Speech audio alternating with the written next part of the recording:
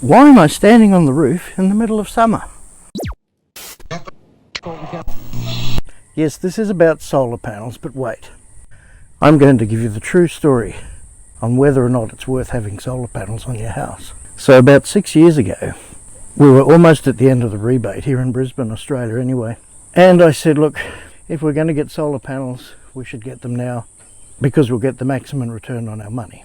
In the meantime, they have dropped the price, but I can tell you, we have not paid for electricity since they were installed. So there's 20 solar panels on the roof. This is the roof before the solar panels get installed. There'll be 20 of them. And here are the solar panels now in place, all 20. In fact, I made a short video 6 years ago showing that before they hooked the solar panels up to the grid, the power meter was actually running backwards. As you can see, the direction of travel there, the disc is going in the opposite direction, putting power back into the grid.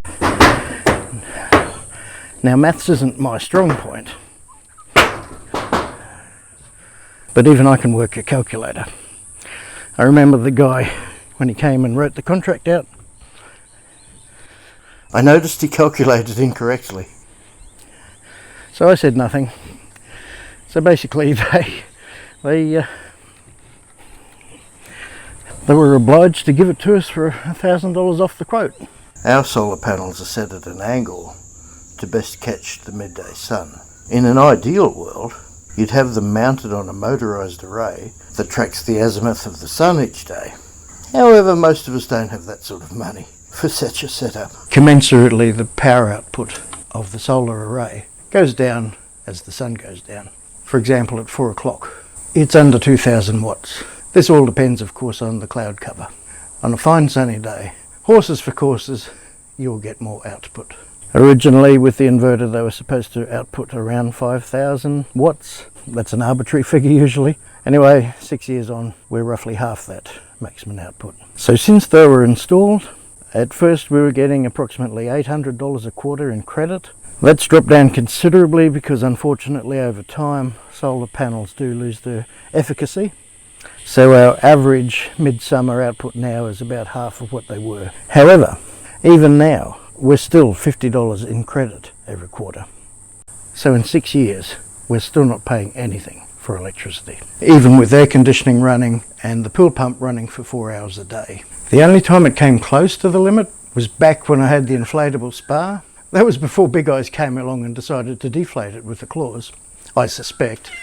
It wasn't quite the elaborate slate spa that I had when I lived in Canberra, but hey, it was pretty comfortable in winter. It used an awful lot of power though, as spas do.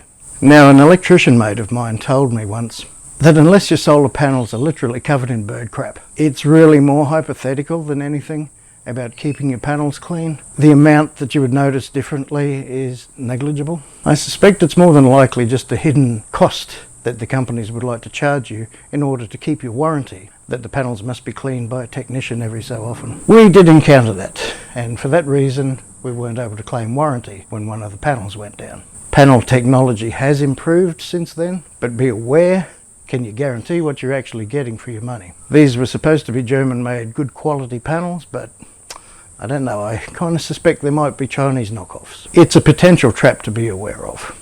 It's got upwards of about 40 degrees centigrade today, so it's fairly warm.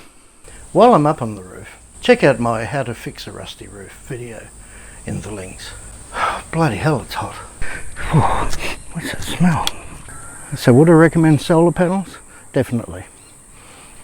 The only difference is now you won't get the same rebate. However, it does save you a lot of money in the long run. So thanks for joining me. I'm getting off this hot roof.